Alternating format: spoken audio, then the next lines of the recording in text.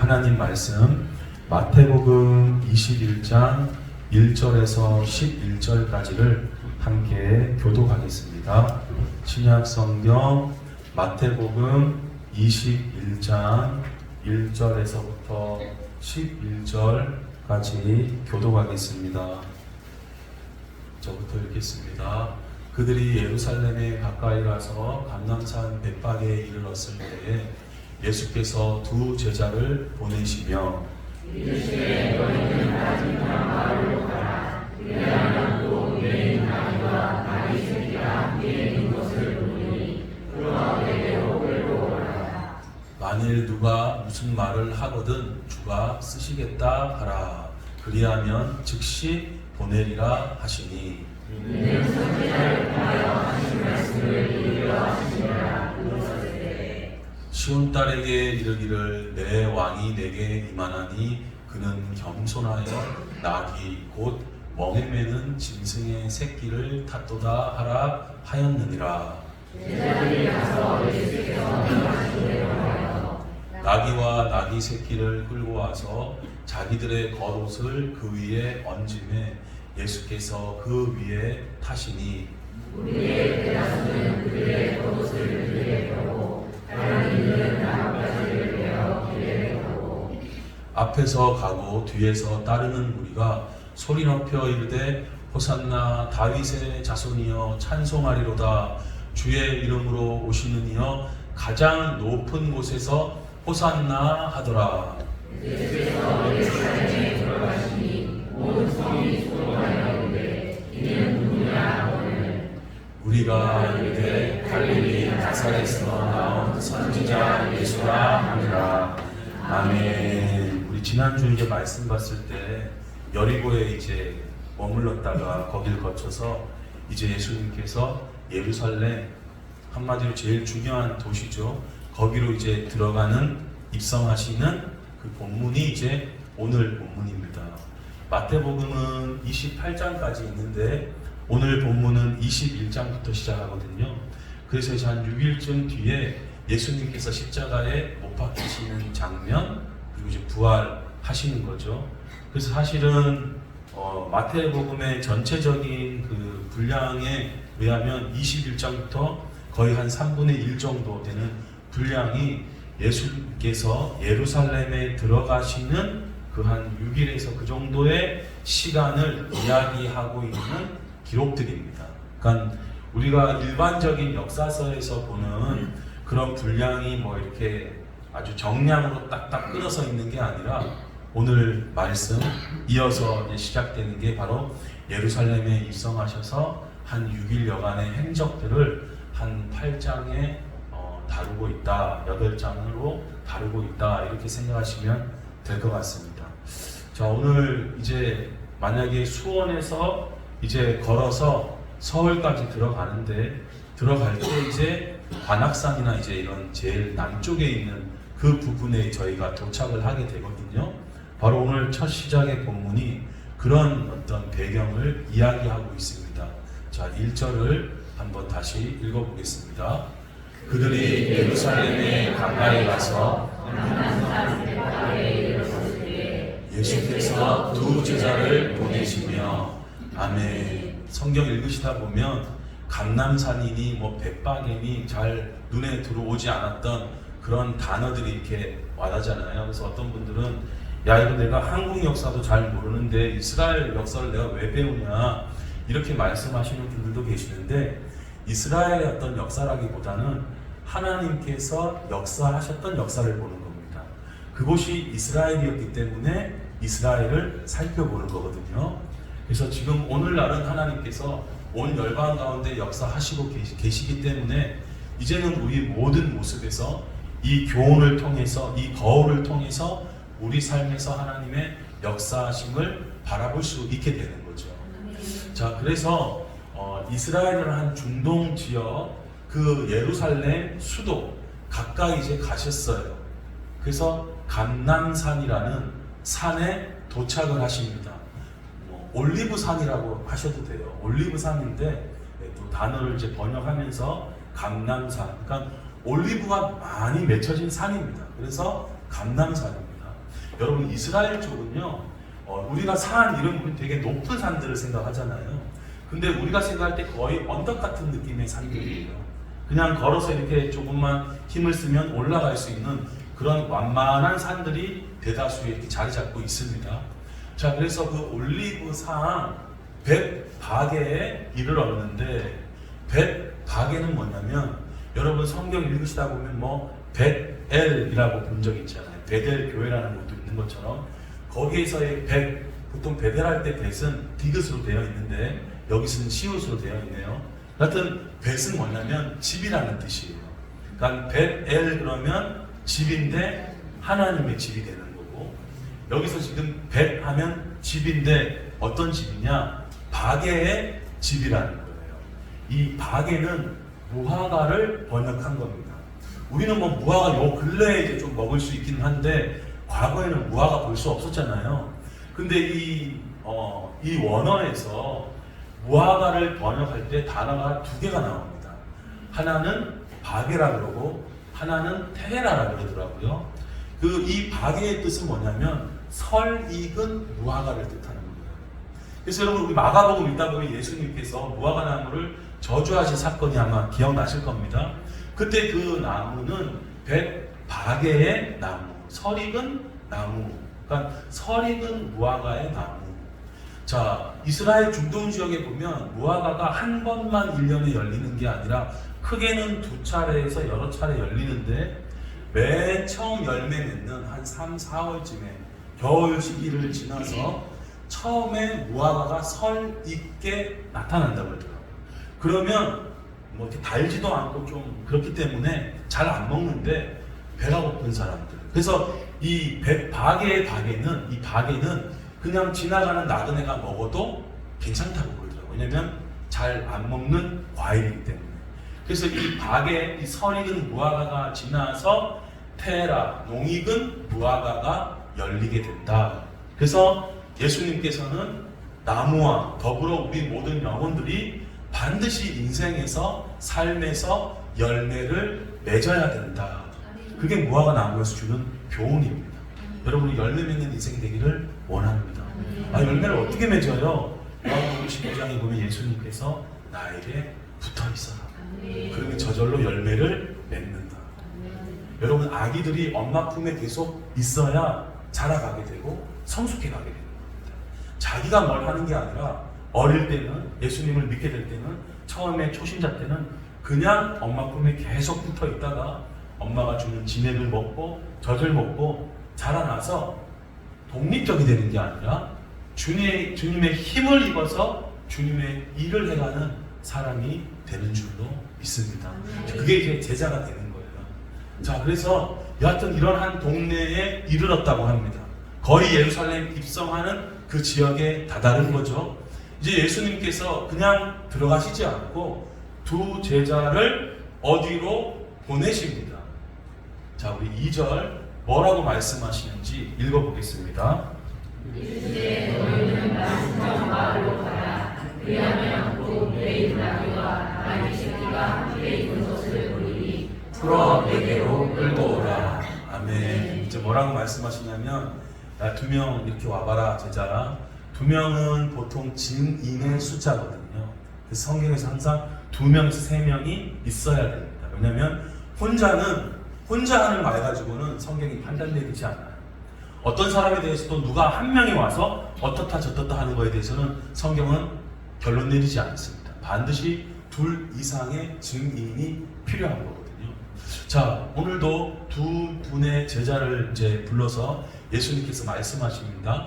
자, 너희 저쪽 건너편에 가면 거기 마을이 있는데 거기 가면 어떤 게 있냐면 메어져 있는 나귀가 있다. 그리고 아마 그 나귀의 새끼겠죠. 나귀와 나귀의 새끼가 함께 있는 것을 보게 될 거다. 그리고 그걸 풀어서 내게로 가져와라. 이게 예수님의 지시사항이에요. 자, 여러분 이럴 때 듣자마자 아멘 하고 바로 가실 것 같으세요? 어떠실 것 같으세요? 이 요즘 말로 하면 이렇게 2명 우리 김 지사님하고 이제 이 지사님 일로 와보세요 해서 예수님께서 저쪽 건너편 가면 커다란 대형 수입차 하나하고 옆에 이렇게 작은 소형차 경차가 하나 있는데 그거를 끌고 나에게 가져와라. 이제 이런 얘기잖아요. 이 섣불리 아멘 하기가 어렵단 말이에요. 그렇잖아요. 전혀 사전에 얘기된 거 없는데 이제 서울로 이제 들어가시기 전에 이제 예수님께서 사실 순례자들은 대부분 걸어서 올라가거든요. 근데 예수님께서 특별히 이번 내가 예루살렘 올라가는 길은 저 나귀와 나귀 새끼를 끌고 와서 내가 그것을 타고 갈 거야. 이것을 이제 이야기하고 있는데 제자들더러 가서 그냥 가져와 이러는 거예요. 그럼 제자들도 그 얘기를 듣자마자 약간의 의구심이 들잖아. 이거 가져올 수 있나? 그냥 주인도 있을 것이고 그럴 건데 그냥 함부로 막 가져오다가 괜히 멱살 잡히고 신고 들어가고 이 문제되는 거 아닌가? 이런 생각이 들 수 있단 말이에요. 자, 그래서 예수님께서 3절에 말씀하십니다. 읽어보겠습니다. 만일 누가 무슨 말을 하거든 주가 쓰시겠다. 그리하면 즉시 보내리라. 아멘. 그냥 가져왔다가는 어떤 사람이 주인이나 나타나서 당신들 지금 뭐 하시오? 말을 할 수 있잖아요. 그럼 예수님께서 그때 뭐라고 너희가 말을 해야 되냐면 주님께서 쓰시겠다고 해라. 그러면 즉시 보낼 것이다. 그러니까 아마도 그 나귀의 주인은 주님을 사랑하고 따르고 존중하는 사람이었을 거예요.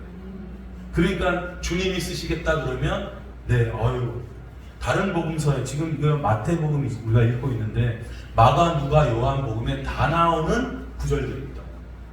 거기에 보면 정말 누가 나타나더라고요. 오늘은 이제 마태는 그걸 기록하지 않았지만 예수님께서 누가 무슨 말 하거든 안 하면 그냥 가져오고 말을 하면 주님께서 쓰시겠다 하면 그 사람은 즉시 보낼 거야.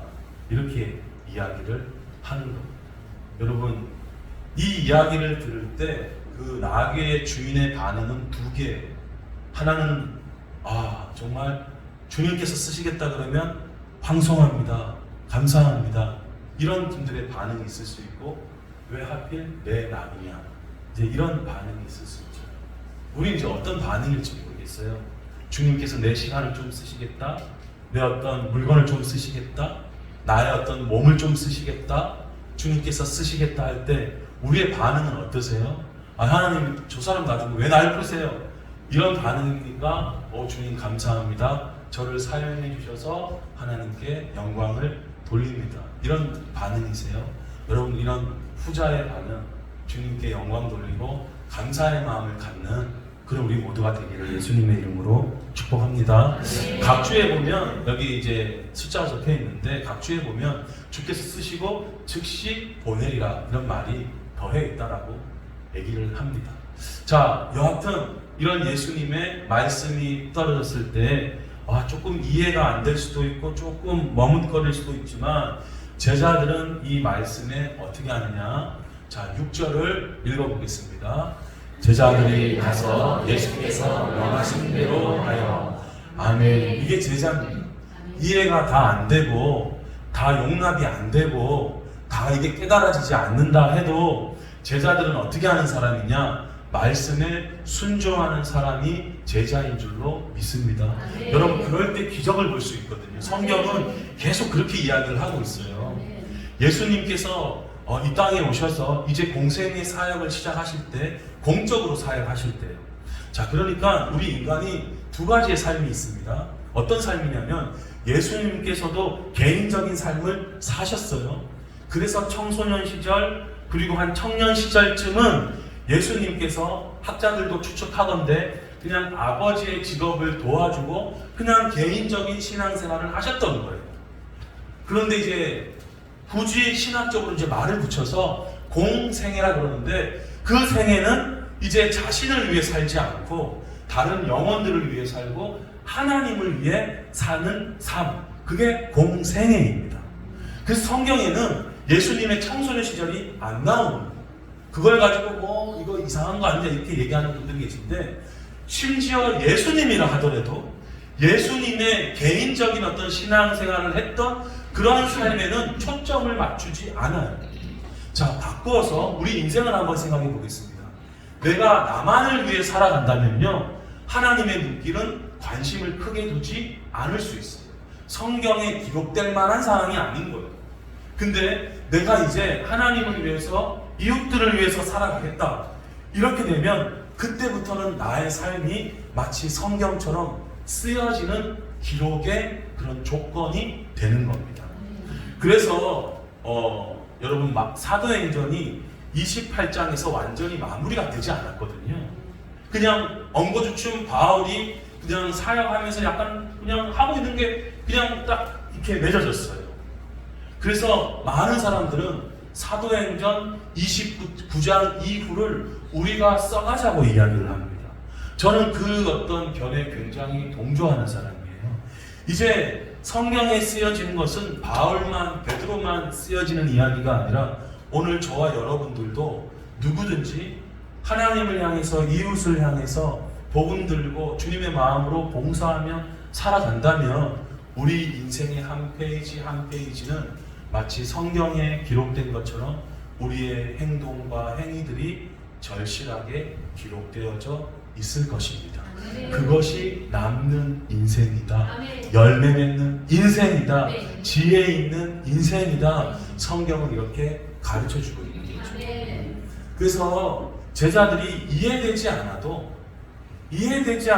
말씀에 순종을 하면 기적의 역사를 보게 될 줄로 믿습니다. 제일 처음 역사하신 게 여러분 요한복음 2장에 보면 결혼식 사건이에요. 자, 이제 혼인잔치가 막 열려서 시끌벅적하고 막 잔치가 이제 벌어졌습니다. 많은 사람들이 모이고 막 즐거워서 포도주가 다 떨어졌나 봐요. 그 예수님의 어머님이 이걸 보시고 예수님에게 말씀합니다.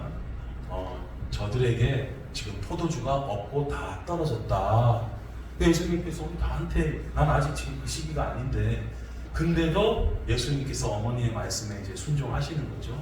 자, 이 어머니가 하인들에게 말합니다. 서빙하는 사람에게 이야기해요.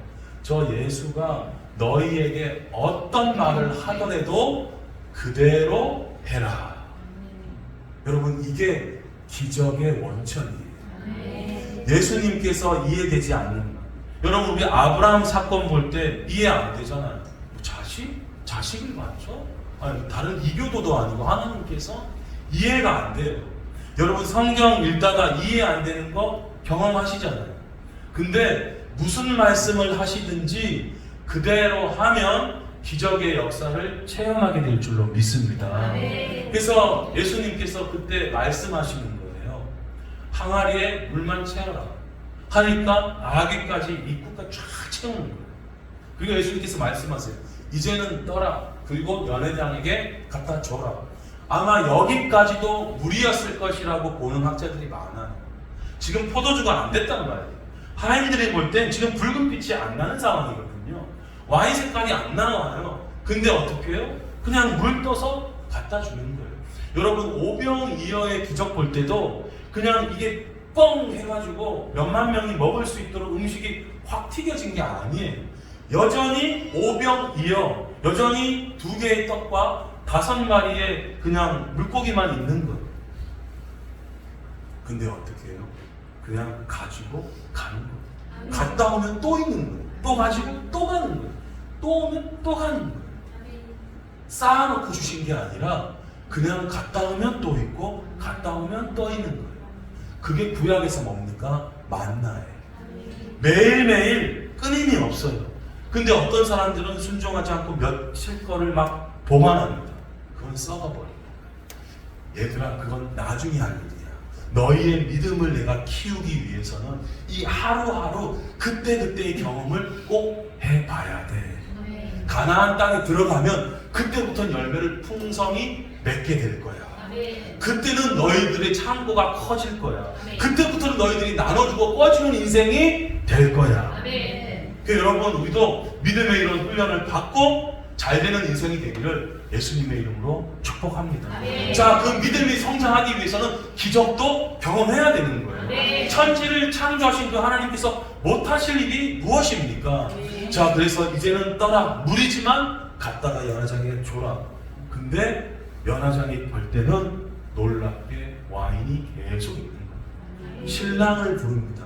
이 잔치에 주관하는 이 연 회장이 신랑을 불러다가, 야, 내가 잔치를 많이 봤지만 보통은 어떻게 하냐면 먼저 좋은 포도주를 이렇게 대접한 다음에 다 사람들이 취하면 그때는 아무것도 잘 모르고 그러니까 그때는 등급이 낮은 걸 꺼내거든. 근데 너는 이 지금 포도주가 계속 끝까지 오히려 더 좋은 포도주가 흘러나오도록 준비했구나. 정말 멋있다. 칭찬받아요. 여러분, 주님께 매이고 주님의 말씀에 순종하는 인생은 결국 이렇게 복된 인생이 되는 줄로 믿습니다. 여러분, 알고 가는 게 아니에요. 깨닫고 움직이는 게 아니에요. 여러분, 믿음의 우리 최고의 조상은 아브라함인데 히브리서 11장 8절에 이와 같이 말합니다. 한번 다 같이 읽어보시겠습니다. 믿음으로 아브라함은 부르심을 받았을 때 순종하여 장래의 유업으로 받을 땅에 나아갔을 갈 바를 알지 못하고 나아갔으며. 아멘. 순종을 뭐로 하는 거예요? 믿음으로 하는 거예요. 아브라함, 너 일로 와봐. 뭐 모르지만 그냥 순종하는데 믿음으로 하는 거지. 자, 믿음으로 순종을 하고 나아갈 땅 알고 갑니까? 모르고 갑니까? 알지 못하고 가는 거예요. 여러분, 우리 인생이 어떻게 펼쳐질지 모르는데 믿음으로 나아갈 수 있기를 예수님의 이름으로 축복합니다. 여러분, 학창시절을 한번 생각해 보세요. 저도 느꼈는데 그 당시 좀 똑똑하다는 애들은 뭐라고 막 얘기했냐면, 야, 이 수학 공식 나중에 일상생활 되면 쓸 일 전혀 없어. 무슨 피타고라스 공식이니 근해 공식이니 쓸 일 하나도 없어. 그 애들의 말이 맞긴 맞아요. 그 애들이 벌써 깨우쳤어요. 근데 그런 애들은 어떻게 됩니까? 대학 못 들어갔어요. 뭐 몰라도 그냥 이거 외우세요. 자, 학생 이거 공부하세요. 뭐 잘 깨우침이 없고 잘 몰라도 그저 그냥 순종한 아이들이 어떻게 해요? 대학교 들어갑니다. 여러분, 세상도 이런데 하나님의 말씀 깨닫고 출발하고 뭐 알고 출발하는 거 전혀 아닙니다. 제자들도 다 몰라요. 모르는데 어떻게 해요? 아멘으로 믿음으로 순종하고 나아가면 역사, 그리고 나중에 그 교훈과 깨달음도 얻게 될 줄로 믿습니다. 지금은 해외가 나가는 게 굉장히 자유롭지만 과거에 아마 기억하시는 분들 계실 텐데 한 83년도쯤일 건데요. 89년도인가에 해외여행 자유화가 됐고 그 전 시대에는 아예 못 나갔고 83년도쯤인가가 해외여행을 갈 수 있는 조건이 그 당시에 200만 원을 1년간 예치해야 되고 50세가 넘는 사람이라야 관광 그 허가가 떨어졌었어요. 자, 그 시대를 살았기 때문에 뭐라고 얘기했냐면 영어 필요 없다 그랬거든요. 해외 나가지도 못할 거 뭘 영어를 공부하냐 막 그런 얘기를 했었었다란 말이에요. 근데 어떻게 해요? 지금 해외에 얼마나 자주 갑니다. 영어를 배워놓으면 얼마나 편리하게 쓸 때가 있겠습니까? 여러분, 깨닫고 알고 나는 이게 이해가 돼야 돼. 난 납득이 안 돼. 여러분, 멈춰 계지 마시고 하나님의 말씀이 떨어지면 믿음으로 순종할 때 그 땅을 얻게 될 줄로 믿고 주님이 주시는 축복을 더욱더 우리가 받아 누리게 될 줄로 믿습니다. 자, 그래서 제자들도 몰라요. 뒤에 알게 되는 거예요. 자, 오늘의 이 사건, 나귀를 타고 가시는 사건은 어떤 의미가 있느냐, 한번 4절, 5절을 같이 읽겠습니다. 이는 선지자를 통하여 하신 말씀을 이루려 하시니라. 그랬을 때 시온 딸에게 이르기를 내 왕이 내게 임하나니 그는 겸손하여 나귀 곧 멍에 매는 짐승의 새끼를 갖도다 하였느니라. 아멘. 이제 클라이막스인 거예요. 예수님께서 그동안 예루살렘에 올라갔던 적은 여러 번 계셨지만 오늘 이 예루살렘으로 올라가는 길은 예수님께서 왕으로서 올라가시는 거예요. 그 마지막 왕의 모습을 보이시고 그 왕된 분으로서 십자가의 이제 삶의 이 인생의 끝을 내시고자 하는 거죠. 그래서 이날은 특별하게 나귀를 가지고 와라. 구약 때 예언된 대로 가지고 와라. 이렇게 된 거예요. 근데 그분은 겸손하셔서 한 번도 누가 타보지 않은 새끼의 나귀를 타고 등장하며 출발하십니다. 여러분, 왕 정도가 아니라 대통령만 돼도 사실은 방탄차 타고 위험 있고 멋있게 가잖아요. 근데 예수님은 나귀니까 어떻게 보면 제 생각인데 예수님의 발이 막 베었을지도 모르겠어요. 조그만 나귀니까, 새끼니까. 그렇게 막 예수님께서 타고 이제 가시게 되는 거죠. 근데 이것들이 다 구약에 예언되어져. 여러분, 이스라엘은 참된 오직 왕은 하나님 한 분이세요. 그래서 이 왕의 대관식에 구약에도 이렇게 나오는 때가 있는데 이 멋지게 하나님 앞에 서 있는 게 아니라 주님 앞에 낮아 있는 단계이기 때문에 이렇게 새끼 나귀를 타고 또 멍에를 메어져서 난 하나님께 메어진 왕으로 살아가는 헌신된 존재입니다. 자, 이런 뜻을 가지고 살아가요. 그러니까 최고의 리더가 돼도 교만하지 않을 딱 하나의 방법은 뭔 줄 아세요? 내 위에 하나님이 존재하고 계시다라는 것을 믿을 때 그분이 겸손을 유지할 수 있는 거예요. 근데 하나님을 믿지 않는 분은 최고의 자리에 올라가면 겸손할 수가 없습니다. 연기를 할 수 있고 그냥 모습은 대충 그렇게 할 수 있을지 모르지만 마음 중심에는 결코 자기 위에 아무도 없기 때문에 겸손하기가 어려워요. 여러분, 우리는 내가 최고의 높은 자리에 올라갔다 하더라도 오늘 우리 예수님처럼 우리 위에 하나님이 계시고 주님이 계시기 때문에 겸손하게 살아가시는 저와 여러분이 되시기를 축복합니다. 자, 그렇게 왕의 직무를 멍에 맨 채로 직무를 수행하겠다라는 거예요. 자, 이렇게 나귀를 제자들이 순종해서 가져왔습니다. 이제 어떻게 되느냐? 7절 한번 읽어보겠습니다. 나귀와 나귀 새끼를 끌고 와서 자기들의 겉옷을 그 위에 얹음에 예수께서 그 위에 타시니. 아멘. 안장이 없었겠죠? 그래서 제자들이 먼저 자기들의 옷을 벗어다가 그 위에 안장, 예수님께서 앉을 자리를 마련하는 것입니다. 이 당시 겉옷은 굉장히 중요해요. 밤이 되면 춥기 때문에 겉옷을 이렇게 이불로 삼고 이렇게 했었어야 되는데 바로 이런 모습을 통해서 제자들이 예수님께 충성하고 예수님께 헌신하는 그런 모습을 우리가 이제 살펴볼 수 있습니다. 자, 예수님께서는 이제 마지막 시기이기 때문에 이제 자신을 드러내세요. 아까도 주께서 쓰시겠다 하라 이렇게 얘기하잖아요. 그전에는 밝히지 말아라, 알리지 말아라 이렇게 얘기하셨는데 이제는 밝힐 때가 되신 거예요. 그래서 이제 나귀에 타시고 출발하시는 거죠. 자, 제자들이 이런 모습을 보이니까 이제 무리들이 어떻게 하느냐? 8절 읽어보겠습니다.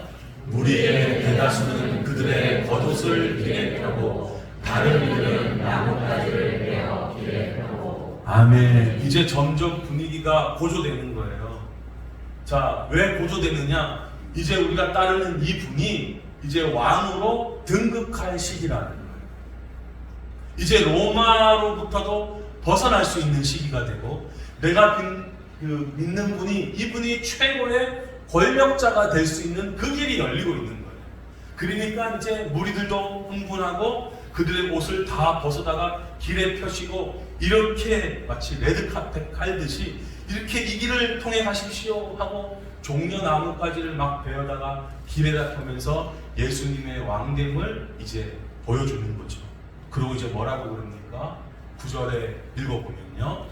앞에서 가고 뒤에서 따르는 우리가 소리를 높여 이르되 호산나 다윗의 자손이여 찬송하리로다. 주의 이름으로 오시는 이여 가장 높은 곳에서 호산나 하더라. 아멘. 호산나 이게 구원해 주세요 그거거든요.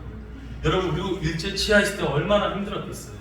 우리가 뭐 상상할 수는 없겠지만 지금 이 당시도 로마 황제의 이 제국에 이렇게 식민지로 살아가는 이 사람들 얼마나 지쳐있고 힘들었겠습니까? 우리나라 주권을 회복하고 싶은 거예요. 그 회복할 메시아가 바로 지금 이 나귀를 타고 있는 예수 그리스도 메시아라는 거예요. 그래서 호산나라는 것은 구원해달라는 뜻이거든요. 구원해주세요. 다윗의 자손, 그 다윗 시대에 굉장히 뛰어나고 영광스러웠던 그 그 시대처럼 다시 회복될 것을 바라면서 막 찬양을 하는 겁니다. 근데 생각들은 다 다르겠죠. 예수님의 제자들은 우리가 본 것처럼 한 자리 얻을 생각, 이제 예수님 나라가 딱 시작이 되면 나는 이제 국무총리 해야지, 난 내무부 장관 해야지, 그런 한 자리 할 생각들. 그리고 이 무리들은 이제 로마의 억압에서 벗어날 생각들, 각기 막 다른 생각. 그리고 따르지 않았던 무리들은 혹시나 우리의 기득권에 뭔가 손해가 생기지나 않을까, 뭐 이런 생각들. 자, 그래서 여하튼 예수님을 따르는 무리들도 막 큰 소리로 외칩니다. 지금 제가 방금 언급한 세 번째 부류의 사람들 누구냐면 좀 예수님이 왕이 되는 걸 싫어하는 사람, 그런 사람도 있을까요? 자, 그 중에 대표적인 인물이 누구냐면 바리새인입니다. 바리새인. 자, 우리 10절을 먼저 한번 읽어보겠습니다. 시작. 예수께서 예루살렘에 들어가시니 온 성이 소돔하여 이르되 이는 누구냐 하거늘. 아멘. 자, 이제 왕이시다. 자, 요즘 말로 하면 이거예요.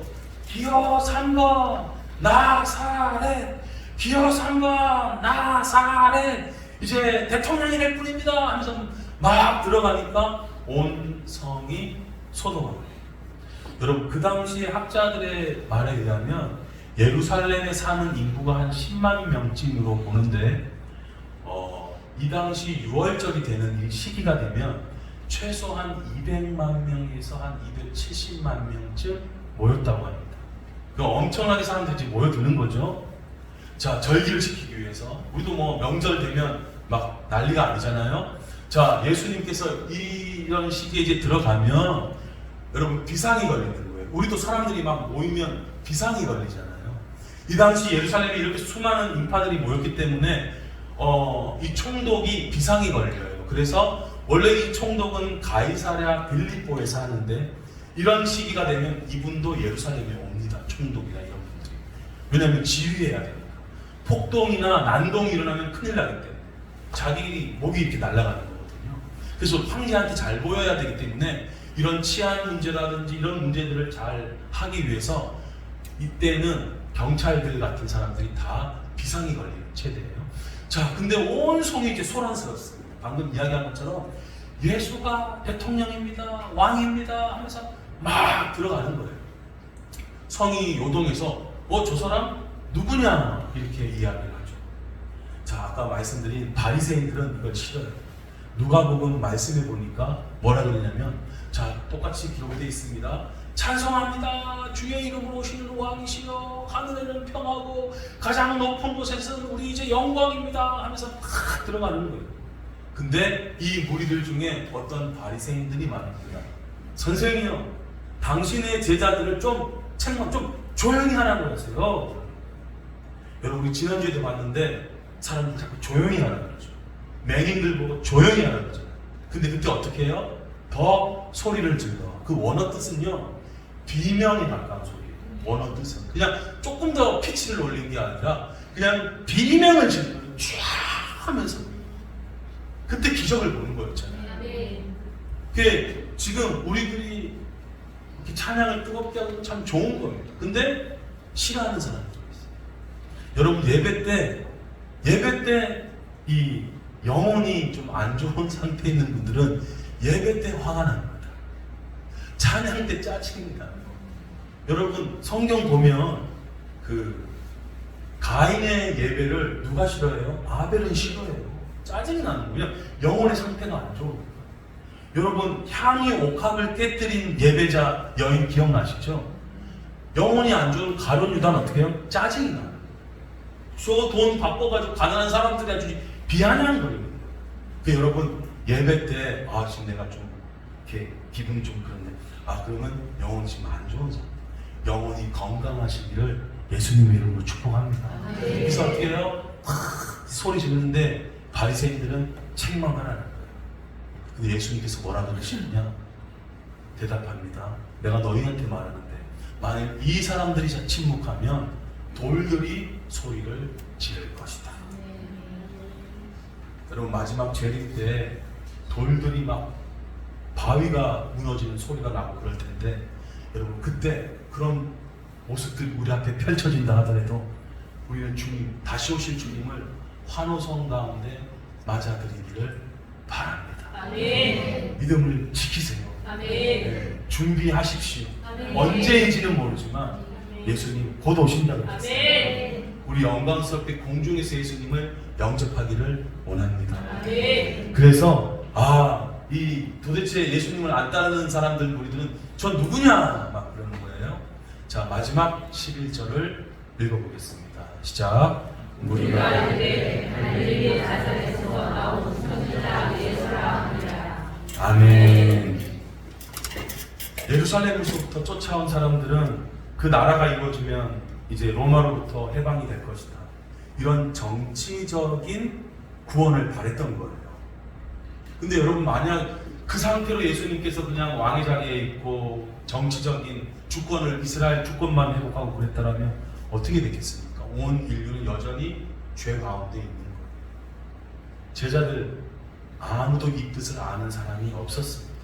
나중에 알게 돼요. 여러분, 예수님은 하나의 그냥 정치적인 왕이 아니시라, 대통령이 아니시라, 온 인류의 죄를 짊어지신 만왕의 왕이요 오직 한 분이신 우리의 주님이신 줄로 믿습니다. 아멘. 이런 정치적인 함성은 며칠이 되면 어떻게 되는지 아세요? 우리 보게 되겠지만 십자가에 못 박으소서, 십자가에 못 박으소서, 이 함성으로 바뀌어요. 우리 보잖아요. 대통령 선거에서 떨어지면 어떻게 해요? 그냥 등 돌리는 게 사람들의 마음일 수 있어요. 정치적인 함성은 그렇게 뒤바뀔 수 있는 겁니다. 그러나 우리 살아계신 예수님, 영원한 죄를 해결해 주시고 우리에게 영원한 생명을 주신 그 십자가와 부활, 비록 깨닫지 못했지만 제자들이 어떻게 해요? 말씀에 순종해서 따라가죠. 알지 못하지만 따라가는 게 중요한 겁니다. 아멘. 여러분, 다시 말씀드리면 성경은요, 알고 깨닫고 움직이는 책이 아니라 몰라도 깨닫지 못해도 어떻게 해요? 믿음으로 행한다는 그런 순종의 기록의 역사인 줄로 믿으시길 바랍니다. 아멘. 저와 여러분들이 예수님께서 무슨 말씀을 하시든지 다 아멘으로 받아들이셔서 인생의 승리자요, 무엇보다 정말 하나님 우리 아버지께 효도하는 인생, 아멘. 그런 복된 인생 아멘. 되기를 예수님의 이름으로 축복드립니다.